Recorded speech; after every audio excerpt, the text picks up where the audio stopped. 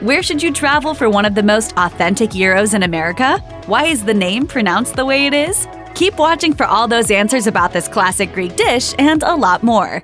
Gyro? Ooh!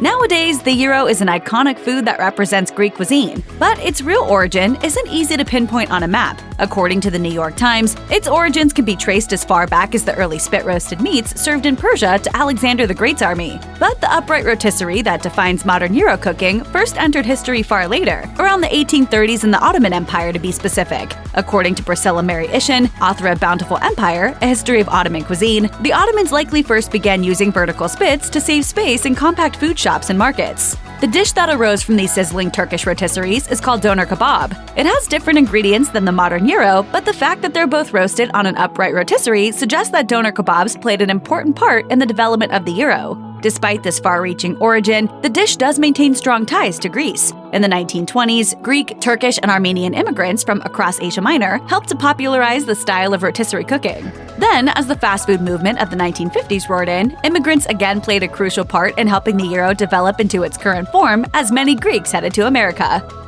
When it comes to food, the world wars are often regarded as times of sacrifice and rationing, but this was also a period of significant food migration. When populations of refugees began fleeing ravaged lands across Europe, Asia, and Africa, one of the few things they could carry with them was their culinary knowledge. Thus, the roots of the first gyro traveled with these migrants during the first half of the 20th century. Between 1919 and 1922, a conflict known as the Greco-Turkish War resulted in a forced population exchange between Greece and Turkey. Turkish Muslims were compulsorily removed from Greece, and Greeks were driven back to their own country. The ensuing Asia Minor catastrophe resulted in a cultural exchange, as immigrating Greeks merged with Eastern European populations of Armenians and Turks, moved across the continent, and brought doner kebabs with them. A decade after World War II, Greeks began to leave Europe in order to escape the economic hardship of the post-war years, and again, the gyro came along with them.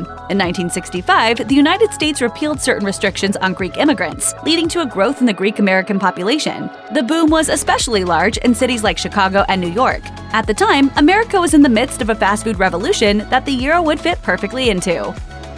Readily available, inexpensive food is part of the fabric of both New York and Chicago. In the 1970s, a quick foods revolution was happening throughout the country. New York vendors were taking to the street with new flavors and curbside techniques, using upright gyro rotisseries to save space within their food carts. Just like previous generations had, the easy-to-handle sandwich offered something fresh, hot, and inexpensive. Meanwhile, a full-scale gyro industry was developing in Chicago, and Greek immigrants were joining the Midwest culinary business in large numbers. Many of them sold American foods in their shops and ate Greek food at home. That is until a day in 1965, when a man named George Apostolou claims he began selling the first gyros in America at his Parkview restaurant in Chicago. By the time that New Yorkers started slinging street-side gyros at Olympic speeds, industry-minded Chicagoans were already imagining how to mass-produce them for a hungry market.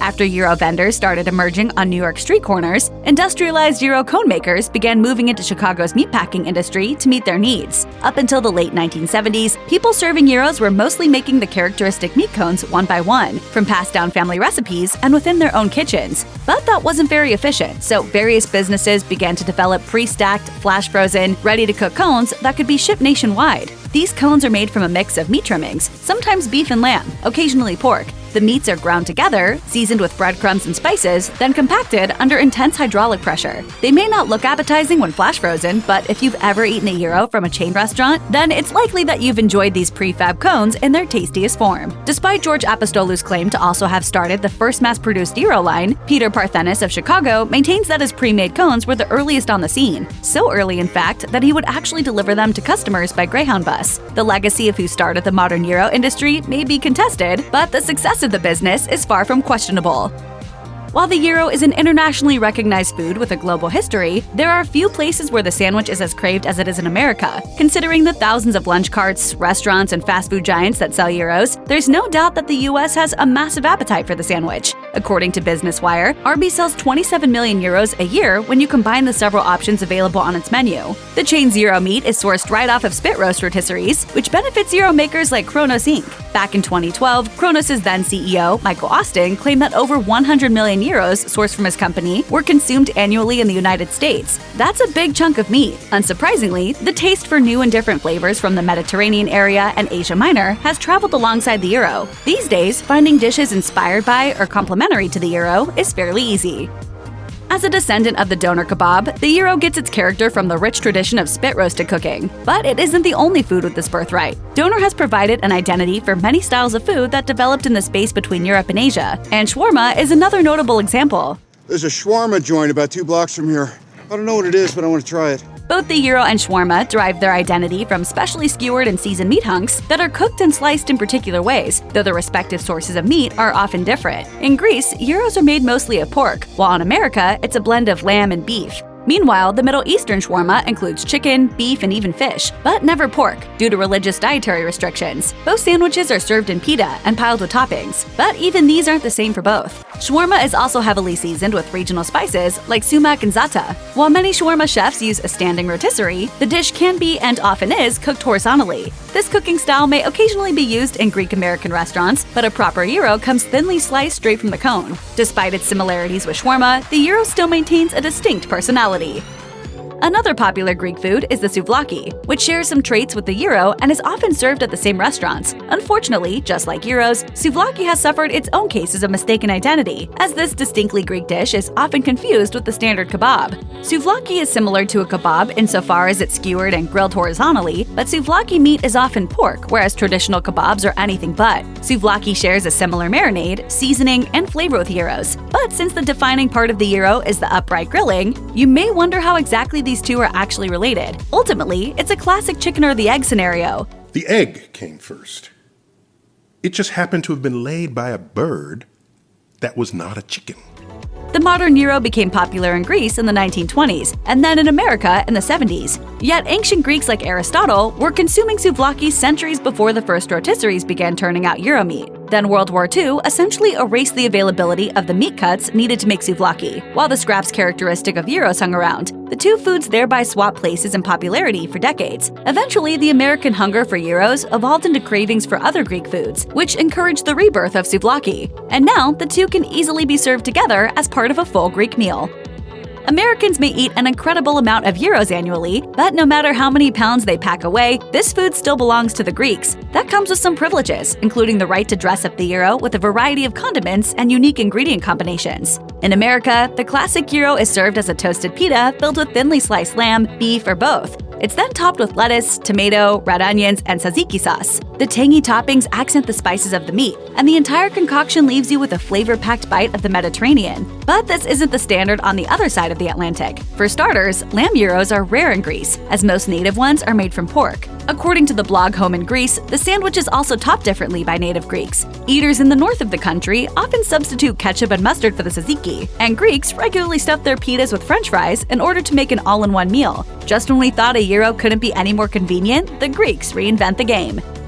With the right seasoning, spicing, and marinating recipes, it's entirely possible to make something that tastes like a gyro at home. But if you've had the pleasure of eating gyro meat off of a spit, you'll be able to recognize the difference in the meat's texture. If you're dreaming of eating the crispy edges and juicy fillings of an authentic gyro, then you should know just how crucial the upright rotisserie really is. Thanks to gravity, the upright stack of meat base each lower layer below it with the fat and juice of the strip above, all throughout the cooking process. This action is what develops the crusty edges that define gyro meat texture. It's also what makes the inside layers moist and flavorful. For the best outcome, the upright rotisserie is furnaced by coal instead of convection heaters, in order to develop a true char. Again, it is possible to make delicious gyros at home, but if you really care about texture and authenticity, then you should visit your neighborhood gyro specialist. So, do you say it gyro or gyro? You may have also heard hero, gyro, or gyro. When someone suggests ordering Greek food, the pronunciation of the sandwich always ends up as a low-hanging fruit for the jokers in the group. Gyro. Yo-yo. Gyro. YOLO. Gyro. Sergio? Gyro. Despite all that, the gyro's etymology is serious business. According to the online etymology dictionary, the word gyro comes from the Greek word gyros, which means to spin, as well as the word gyrizo, which means to turn. Since gyros are a recreation of the rotating Turkish doner kebab, it's clear that the Greek name for the dish literally comes from the movement of the rotisserie. If it had developed in America, we might have ended up calling it a spin sandwich. So it's probably for the best that it originated in Greece. Due to their tricky pronunciation, gyros are sometimes mistaken for the Italian-style gyro sandwich, but the two aren't particularly similar, as the gyro is closer to a traditional hoagie or sub. No matter how you choose to say the word, the outcome of ordering one will be the same, as any worthwhile gyro is sure to leave you with a very grateful mouth. So the next time you eat a warm bundle of pita and spit-roasted meats, just think about how far the tradition was carried in order to make it to your plate. Check out one of our newest videos right here. Plus, even more MASH videos about your favorite foods are coming soon. Subscribe to our YouTube channel and hit the bell so you don't miss a single one.